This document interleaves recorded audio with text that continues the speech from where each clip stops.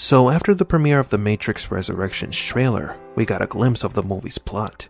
The story of a depressed Thomas Anderson drinking blue pills, delirious, and questioning reality. But what are those blue pills in Matrix for? Do other people take them, or just Thomas? Why was the movie The Matrix being projected in the Resurrections trailer? What if I told you that the secret of Matrix Resurrections can be found in some old comic books? Today we're going to take a look at the secret of the blue pill in Matrix Resurrections.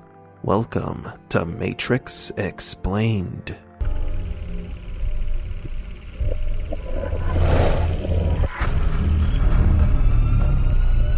Welcome to the desert of the real.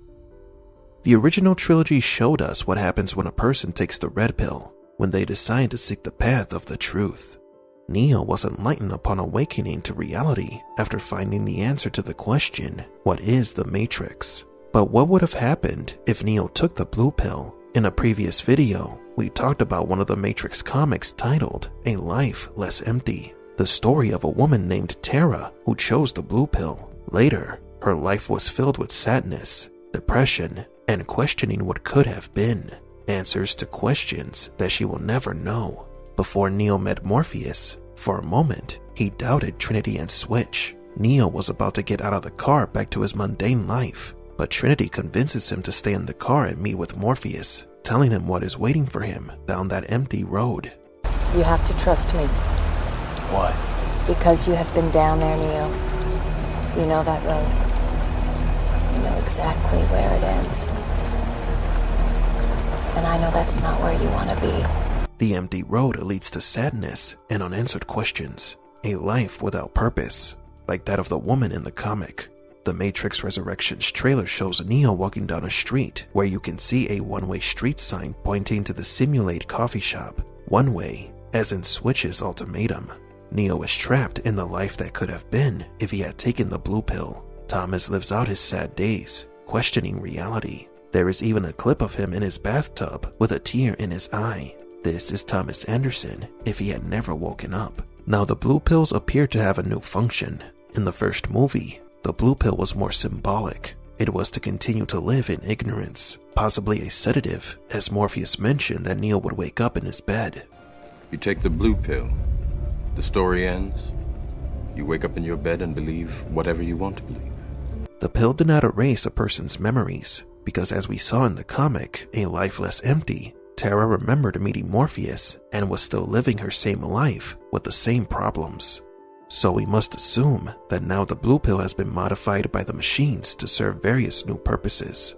In previous videos, we explained that when Neo grabs his medicine bottle, the prescription is labeled ontanofluxin, which is a word combination of ontology, which is a branch of philosophy that studies reality, and fluxin, which is a medication that eliminates viruses. This new blue pill is designed to treat the mental illness of questioning reality. You're here because you know something. What you know you can't explain, but you feel it. You felt it your entire life, that there's something wrong with the world. You don't know what it is, but it's there, like a splinter in your mind, driving you mad. The pill attempts to suppress these desires while possibly causing amnesia. In case you haven't noticed, this pill is produced by a pharmaceutical company called Folly-Bridge, which is a reference to a bridge in the United Kingdoms where the author of Alice in Wonderland went for inspiration.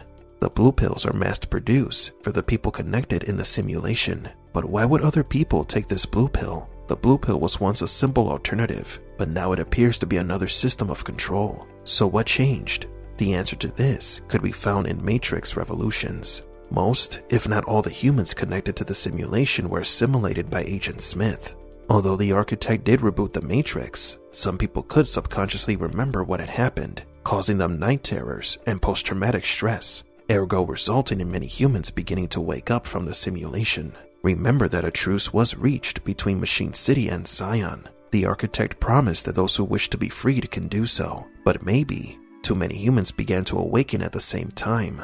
So the architect had to design a new method of control for those who remembered what had happened with Smith, having them take the blue pill to control their thoughts. However, a single pill cannot work, because many people will remember the Smith virus incident. Even if it's only a small portion of the population that remembers, that's more than enough to destroy the integrity of the Matrix.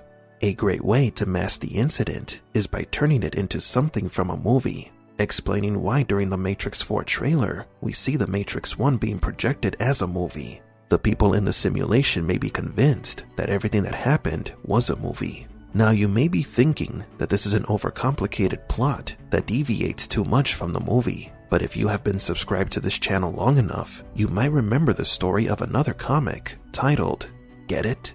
Believe it or not, this comic could have inspired the plot of Matrix Resurrections. The comic was published back in the year 2000, after the premiere of The Matrix.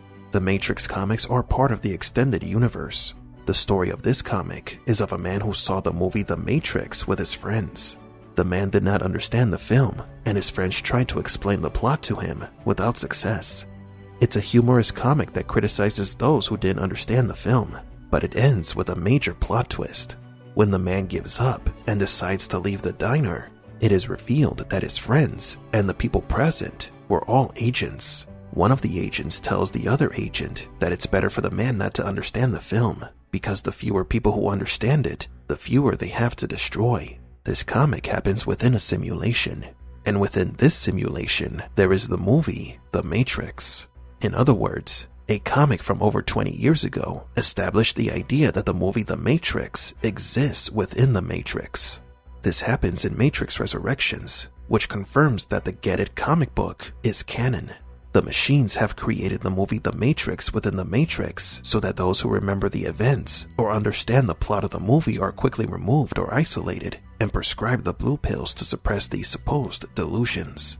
If a person begins to have nightmares of the Smith virus incident, they will be diagnosed by a psychiatrist and be given antinafluoxin. Those who don't understand anything about the movie will be left alone, just like the dimwit from the comic. Also, the blue pills could be used by the red pills who want to be reconnected and forget the real world. The issues of the blue pills and the Matrix movie within the Matrix gives us lots to talk about. Matrix 4 does seem to take inspiration from the comics, and hopefully, the Matrix Online, proving that all Matrix content is important. It would be ironic that a humorous comic considered by many as non-canon could be the key to the plot of Matrix Resurrections. But do you agree? Do these comic books help explain some important plot points of Matrix 4? In the description, there will be a link to the playlist with all the videos related to the Matrix comics. Do you feel not like yourself? Has depression led you to question reality? Do you have an extreme desire to jump off a building? You may be suffering from a strange neurological condition caused by an imbalance in the brain known as VDTs. Folly Bridge has the solution for you. Introducing Entalofloxacin, the world's first and only blue pill you will ever need to start your day right and simply forget all your troubles, literally. Ask your doctor about Entalofloxacin today and join the millions living in blissful ignorance.